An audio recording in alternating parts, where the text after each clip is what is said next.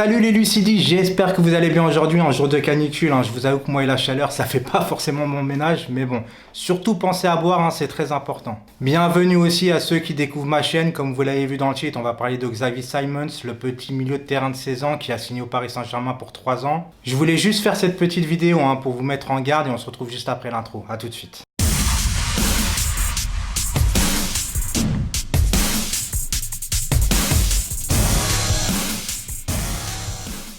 Faut savoir déjà que le centre de formation du Barça, c'est vraiment plus le même qu'avant. Avant le Barça, tu avais 3 joueurs, au pire 4 achetés et autour que des mecs issus du club avec leur ADN assez marqué, qui a marqué avec leur jeu de possession du ballon, qui a aussi fait la force de l'Espagne à un moment donné. Depuis quelques années, le Barça a changé sa façon d'opérer et j'ai envie de vous dire que ça leur est vraiment défavorable.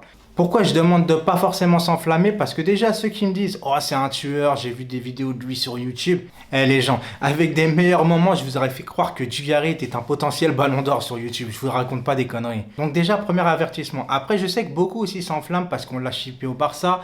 Vu que c'est la guerre entre les deux clubs, ça en fait une question de fierté. Mais qu'en est-il réellement de son niveau? Je vous avoue que j'ai un peu de mal à croire que ça soit aussi facile de piquer un jeune joueur talentueux au Barça. Mais ça peut arriver, On a déjà piqué Kais Ruiz.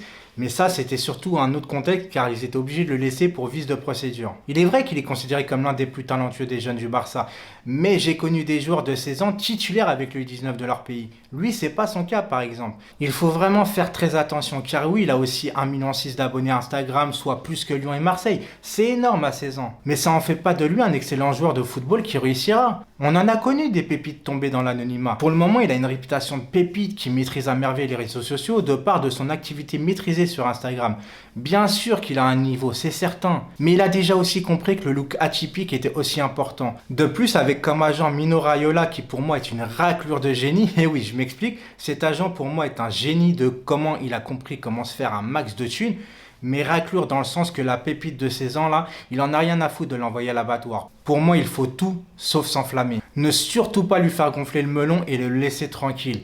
Et à Paris, ça va être vraiment difficile niveau médiatisation et surtout la vie parisienne qui est faite vraiment pour les people, on va pas se le cacher. J'en vois certains, ils savent même pas qui il est, ils en font déjà un joueur certain pour le Paris Saint-Germain. Attendons, concentrons-nous déjà sur la prochaine saison et on verra par la suite. Voilà, c'était vraiment une petite vidéo pour vous mettre en garde.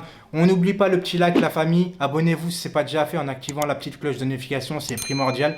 C'était Saïsou Siditi, portez-vous bien. Ciao, ciao.